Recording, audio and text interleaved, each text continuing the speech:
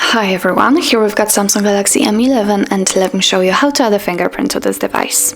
So first of all, let's open the list of apps and enter the settings. Now we have to scroll down and find biometrics and security. Let's tap here, and as you can see on the second position we've got fingerprints, so let's tap. Now let's tap on the continue.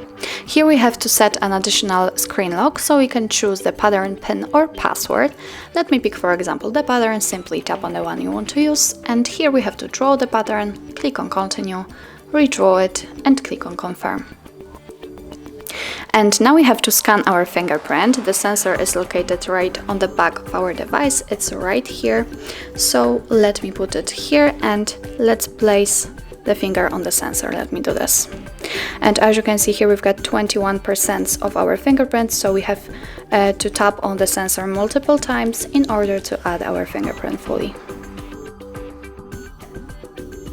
Okay, and as you can see, we just added our fingerprint. If you want to add another, click on add. If not, click on done. We have to tap on continue, but let me get back. And as you can see here, we are in a fingerprint menu. This is the fingerprint we just added. We can tap on it, remove it if you want, or rename it. Let me get back. What's more, if you want to add a fingerprint, add another fingerprint, then simply tap here. And here we've got, this is like a test for our fingerprints. If you've got a lot of fingerprints added, then you can check them. Now we can decide for what we want to use our fingerprint for. So now we are using it for unlocking. If you do not want to use it for this, just tap on the switcher to turn it off, but I want to leave it like this.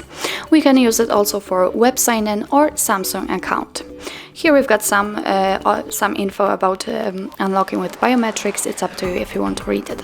So now let me check if it is working. Let's lock our device. And now let's put the finger on the sensor.